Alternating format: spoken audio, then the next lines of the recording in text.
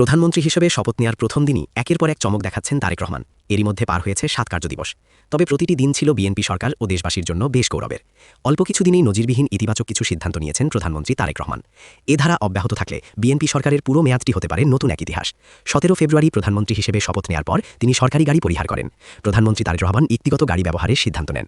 প্রধানমন্ত্রীর বহরে থাকা গাড়ির সংখ্যা কমিয়ে মাত্র ৪টিতে নামিয়ে আনেন তিনি। এমনকি প্রধানমন্ত্রীর মুভমেন্টের সময় সড়ক চলাচল বাকি সময়ের মতোই স্বাভাবিক রাখার নির্দেশনা দেন। এতে সাধারণ মানুষের দুর্ভোগ অনেকাংশেই লাঘব হবে। জনদুর্ভোগ কমাতে মন্ত্রিসভার বৈঠক অধিকাংশ সময় সচিবালয়ে আয়োজনের পরিকল্পনা করেন। এতে প্রধানমন্ত্রীর কার্যালয়ে যাতায়াতের ঝামেলা কমে আসবে। নিজ কার্যালয়েও পরিবর্তনের আভাস নিয়ে এসেছেন প্রধানমন্ত্রী।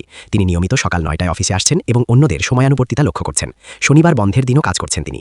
১৯ বছর আগের এক পরিচিত কর্মচারীকে কাছে ডেকে নেওয়ার বিষয়টি তারেক রহমানের মানবিকতার এক দারুণ উদাহরণ হয়ে উঠেছে। এছাড়াও মঙ্গলবার অপহৃত এক স্কুল ছাত্রকে মাত্র ১ ঘণ্টায় উদ্ধার করার বিষয়টি জনমনে স্বস্তির বার্তা দিচ্ছে। আইন শৃঙ্খলার উন্নয়নে এটি একটি ইতিবাচক পদক্ষেপ। অনেকে বলছেন এখন পর্যন্ত যা চমক এসেছে তা তারেক রহমানের ইচ্ছাশক্তির ফলেই সম্ভব হয়েছে। তবে মূল চ্যালেঞ্জ হবে জনগণের সকল প্রত্যাশা বাস্তবায়ন করা।